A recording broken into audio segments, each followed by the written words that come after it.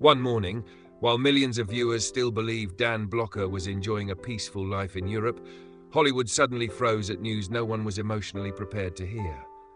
No accident, no scandal, just a surgery considered routine, and then everything ended. But what made this story even more haunting was the way his wife vanished from public life immediately afterward, carrying with her a final chapter that no one dared to touch for decades. At a moment when everything seemed firmly in place, Dan Blocker was standing at a rare peak in an artist's life. Bonanza remained the heart of American television, and the character Hoss Cartwright had stepped beyond the screen to become part of the family memory of millions. He had what Hollywood rarely grants: a career-defining role, the respect of his peers, and a family he protected at all costs. Then tragedy arrived in the coldest possible way, without warning, without dramatic build-up, just a surgery deemed routine, just a return to the United States to continue unfinished work. And within a few short hours, the man who had once stood firm under wartime gunfire, who had given an entire Cartwright family a sense of safety, was gone at the age of 43. What made the shock even heavier was not only the sudden death, but the silence that followed. No tearful interviews, no lengthy public explanations. Dolphia Blocker, the wife who had walked beside him through war, fame, and years of retreat from the spotlight, chose to close the door on her private life. She disappeared from the lights, leaving behind a quiet void where grief did not need to be explained, and the final chapter of a steadfast marriage was preserved in absolute dignity. Dan Blocker's ending was not loud, but it left a tremor that lasted for decades, because sometimes the most haunting tragedies are not the ones that are told, but the ones no one ever speaks of. From the moment he was born, Dan Blocker was a child, extraordinary in the most literal sense. Born on December 10, 1928 in Bowie County, Texas, the baby weighed nearly 6.4 kilograms, a figure that stunned nurses and later became a local record. But Dan's larger-than-life nature was not confined to his physical size. It was also a sign of a destiny that would never quite fit into ordinary molds.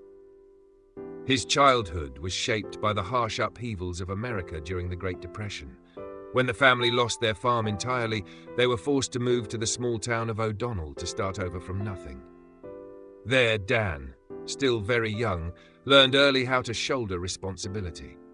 After school, he stood behind the counter of the family grocery store, learning to observe people, listen to the stories of exhausted laborers, and understand that true strength did not lie solely in muscle, but in endurance and perseverance. As he entered adolescence, Dan's body developed almost beyond control. Weighing over 120 kilograms, tall and rough-hewn, he quickly became the town's giant. Spontaneous wrestling matches on the main street, not to show off, but to test his own limits, nurtured in Dan a deep awareness that strength must be paired with responsibility. He understood that he had to exercise restraint, because a single wrong move could seriously hurt someone else. That foundation led Dan naturally into sports. He attended the Texas Military Institute, where discipline and physical training went hand in hand. Later, he earned a football scholarship to Sul Ross State University, a path that seemed destined for someone with such size and power. What few people noticed, however, was that behind the massive frame lived a sensitive soul who loved reading, reflection, and who always felt he belonged to a world somehow larger than the playing field. That quiet mismatch between outward form and inner life was already preparing Dan Blocker for a turning point no one, not even he himself, could have anticipated. If not for a moment that seemed utterly trivial, Dan Blocker might have spent his entire life on football fields and military grounds. His destiny did not begin with artistic ambition, but with physical strength. One day, the school drama club found itself short-handed. They needed a man strong enough to carry heavy stage props. Dan was called simply because no one else could do it. At first, he stayed backstage, silently moving scenery, never thinking about lights or applause. But then, when the troupe lacked an actor for a small role in Arsenic and Old Lace, someone half-jokingly suggested that Dan step on stage. He agreed, without expectations, without dreams, seeing it only as a temporary favor. And then something no one expected happened. When Dan spoke, when that enormous figure stood center stage with an awkwardness that felt deeply human, the audience did not laugh in mockery. They laughed because they were drawn in. There was something genuine, warm, and profoundly real about him. It was the first time Dan Blocker experienced a strange new feeling, connection. Not victory, not overpowering physical strength, but the ability to reach another person's emotions. The audience's reaction that night shook every choice he had made before. Dan began to ask himself, if a person can make others listen through words and presence alone, isn't that a form of power even greater? From that moment on, he decided to step away from football. He changed his major from English to theatre, a decision that surprised many around him and even sparked doubt.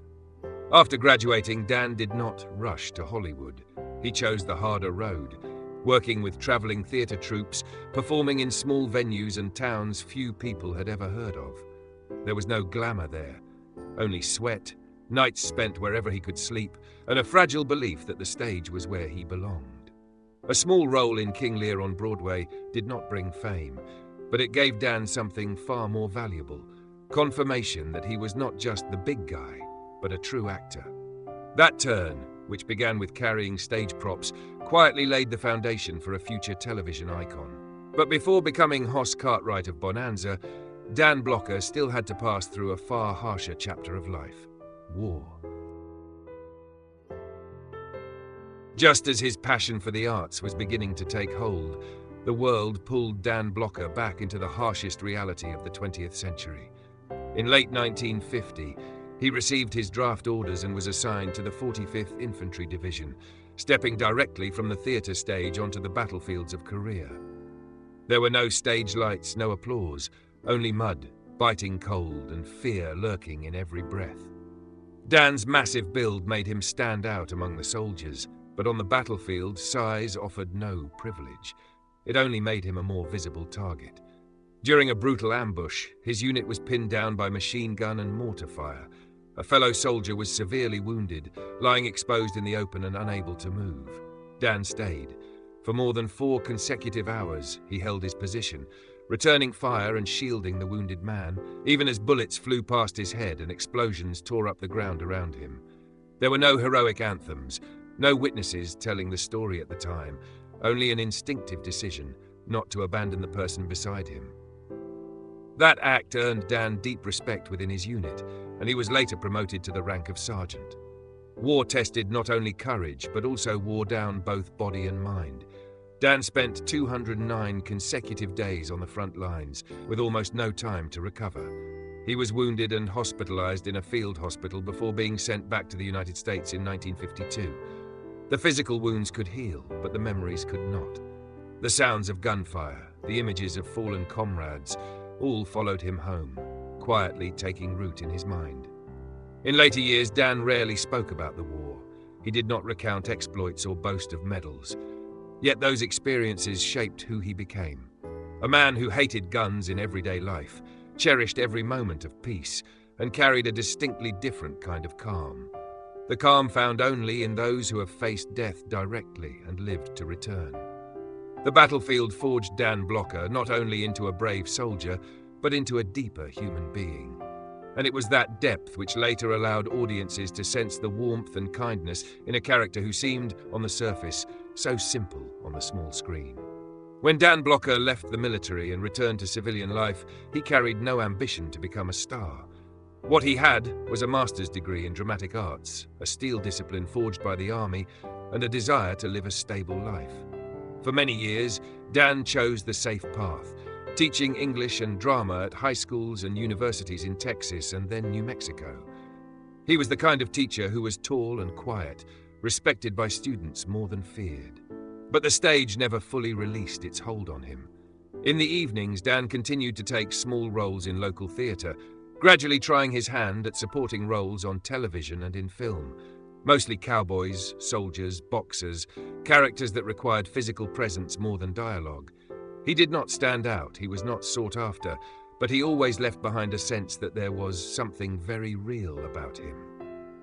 The turning point came in 1959, when Dan was invited to audition for a new Western television series called Bonanza. At first, the role of Hoss Cartwright was not highly anticipated. Hoss was the big, gentle, slow-moving son, almost the complete opposite of the era's leading man ideal.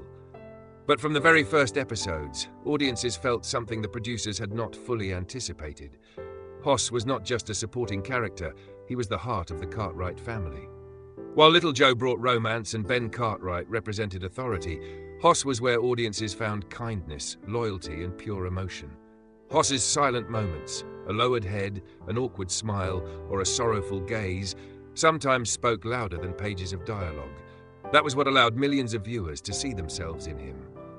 Ironically, Dan Blocker in real life was nothing like Hoss. He was intelligent, articulate, politically progressive, and an avid reader.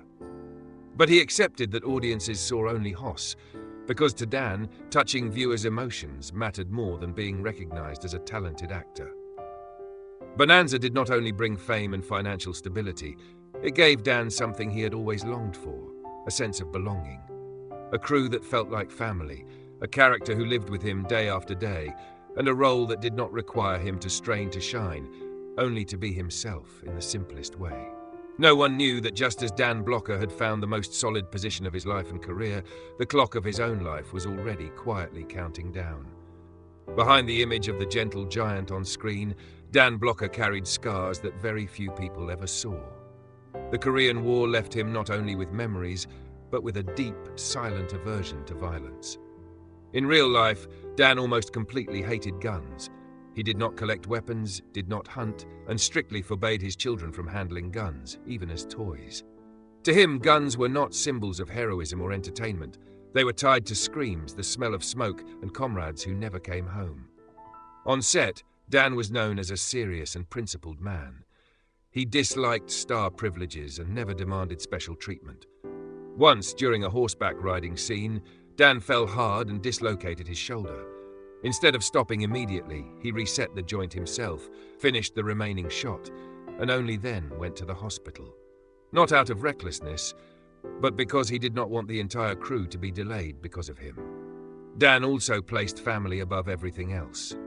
Despite a demanding filming schedule, he always tried to have dinner with his wife and children, read to his kids before bedtime, and keep their home far removed from Hollywood excess. He did not want his children to grow up feeling different or privileged, simply because their father was famous. Dan's relationships with his co-stars also reflected who he truly was. With Lorne Greene, he saw him as an older brother in real life, a steady emotional anchor.